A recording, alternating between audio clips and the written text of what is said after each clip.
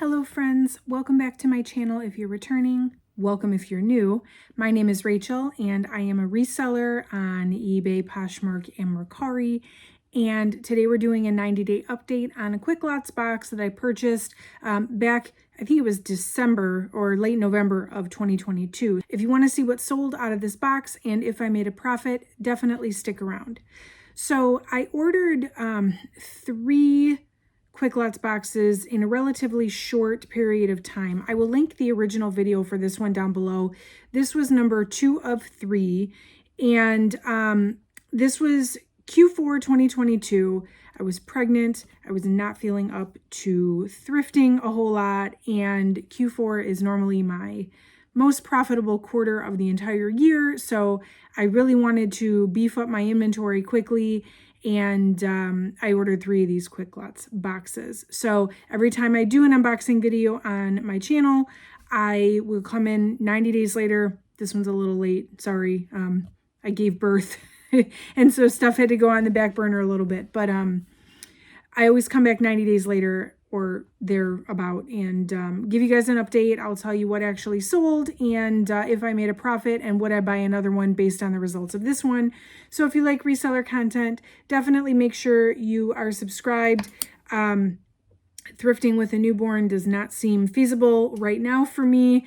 Not to say that it won't eventually, but right now my daughter is so little and tiny, and I'm not comfortable taking her into the thrift stores yet, so most of my inventory or all of my inventory is exclusively coming from mystery boxes, and I'm still aiming to do about 2 to 3 videos a week for the time being. So what I'll do is I'll show you what sold. I'll put the screenshots over here. I will talk about what I still have left or what hasn't sold, and then I will at the end go over how much money I've made and then give you my recommendation if I would buy another one based on the results of this one.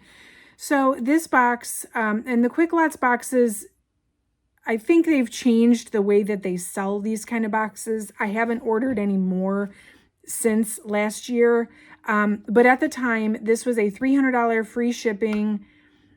I don't remember if it was 50 pieces or I think it was a 50-piece box.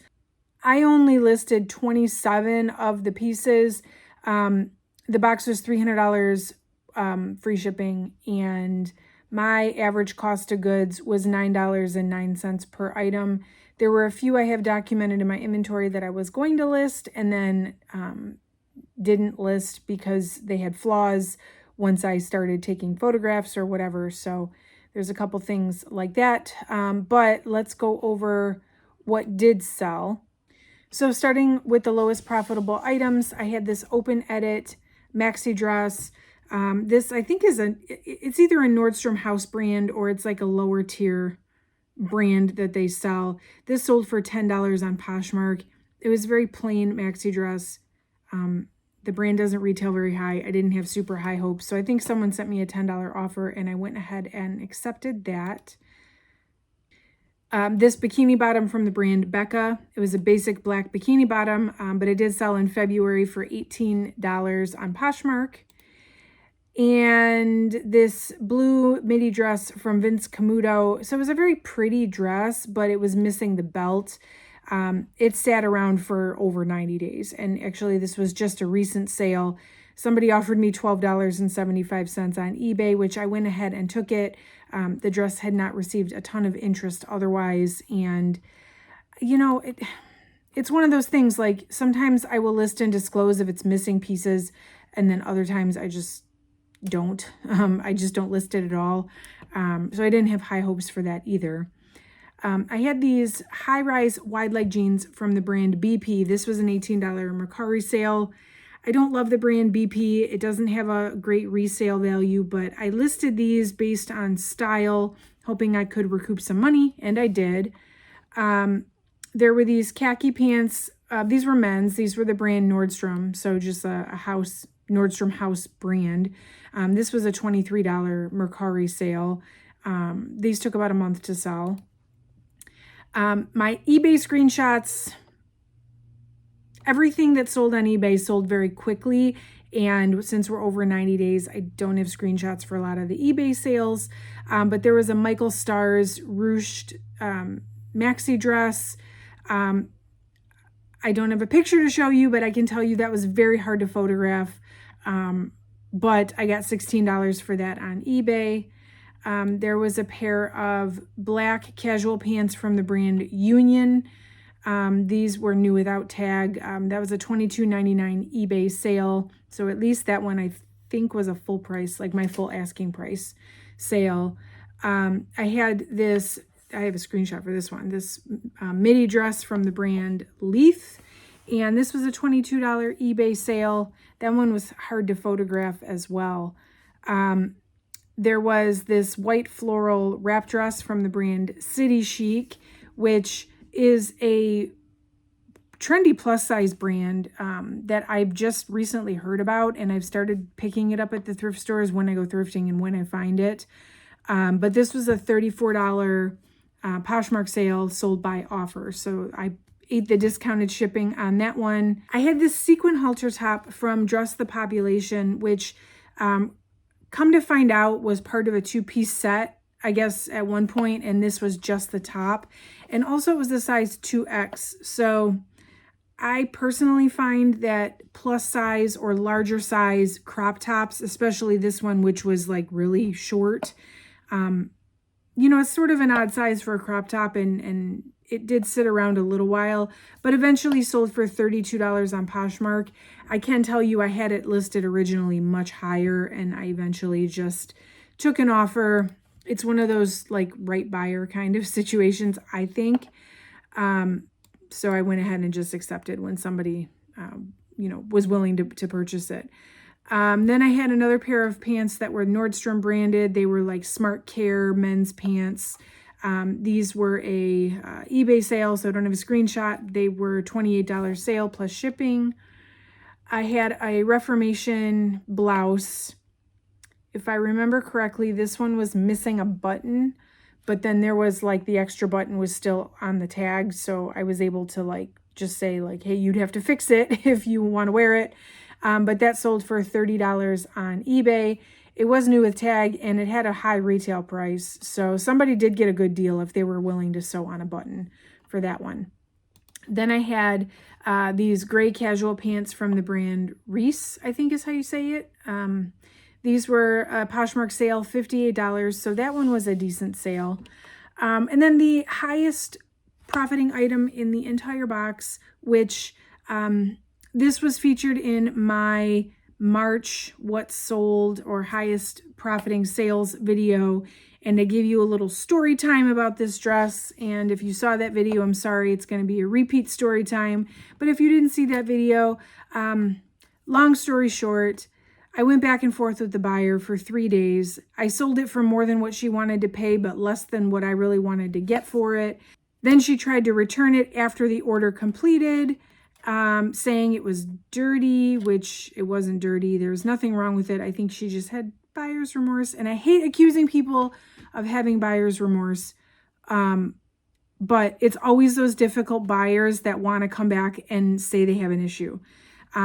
But she couldn't return it because it was already like completed. So she gave me a 1-star rating, but I still got paid. So no big deal.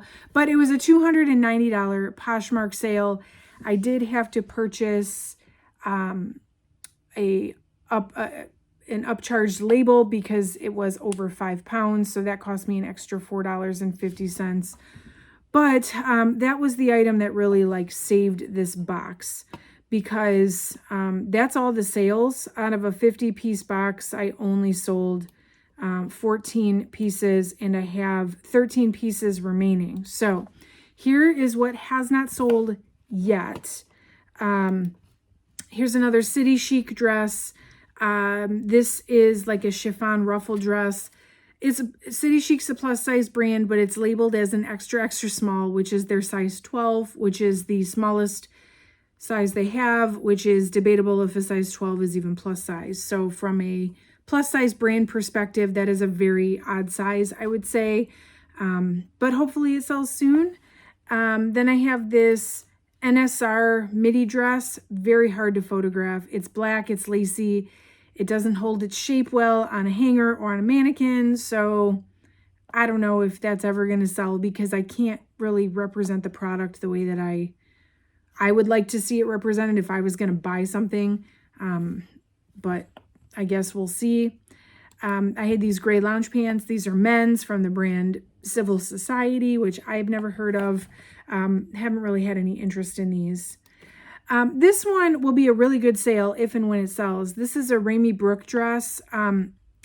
Full disclosure, it took me a while. It took me almost 2 months to actually photograph and list this. I listed everything else like the end of December, and then this dress, it didn't get listed until the end of January just because it was so hard to photograph and I really wanted to take my time and represent it the best that I could. So this one actually has not had as much time as like most of the rest of the box. There's actually a couple dresses that I took that one day and did, but hopefully this sells pretty soon. I would think it would be over a $200 sale if and when it does sell. Fingers crossed. I've got these frame Bermuda shorts, which these have not had any interest so far, like none, but they are white shorts. So hopefully as we get into the spring and summer months, somebody will buy these. I've got this like snake print bikini bottom from the brand River Island Resort. No interest yet on these either, but again, hopefully soon. Then I've got a couple of like formal dresses. I don't know. They remind me of like Mother of the Bride type pieces that still have not sold. This is the brand Levkoff. It's a navy blue maxi dress. Totally Mother of the Bride vibes. So as we get into wedding season, hopefully I can sell this one off. Also this Marina dress. So it's like a jumpsuit, but it's got like a piece of fabric that flaps over the front. I don't know. It's kind of strange to me, but I mean, I could see for the right buyer, it's going to sit here until the right buyer comes along, I guess. These bikini bottoms from the brand Lemlem, which I guess is like a Bolo swim brand, but I have not sold this yet. It's had a fair amount of interest, so hopefully soon. Then I've got these cherry printed bikini bottoms from the brand Hobby. I think that's how you say that. I've never heard of this swim brand, but I think they're cute. So hopefully those will sell soon as well. Here's another random formal dress, which is also shaped funny if you ask me, from the brand Xscape, and a pair of PacSun jeans. These are men's jeans, new without tag. They've had some interest, but no sales yet. And then I've got these little shorts from Scotch and Soda, which is a great brand, but these are actually girls' shorts, size 12. So again, maybe now that we're into summer, those will sell as well. So to recap, this was a $300 free shipping, 50-piece mystery box. So far to date, I have made $234.56 in profit, which is crazy because the one dress, the MacDougall dress, was $218 in profit, right? And everything else was like kind of nickel and dime. And then I've still got about $150 worth of product that hasn't sold yet. So I have not even doubled my money, even with that $290 dress that sold. So that being said, I've got about half of what I listed, 13 items that are still listed and potentially could sell, but they've been slow sellers. I don't have high hopes for most of it. Maybe some of it, like as we get into seasonality, but to go through and list and sell off 50 pieces and not even double my money in 90 days. I mean, is it terrible? No. But is it really great considering the one piece basically paid for the box almost, and the rest of it was just like, I don't know, just work. It wasn't great. It was better than the first one. And I will tell you, spoiler alert, not as good as the third one. They seem to have gotten better once I got to number 3, which I will be doing an update in the next couple weeks on number 3. But it wasn't great, which is why I haven't really pursued another one, another Quicklotz box. Formal dresses, I mean, when they sell, they can be good profit, but they're kind of a chore. I think I've said that before. I don't love listing formal dresses. They're hard to represent on a mannequin or like a dress form.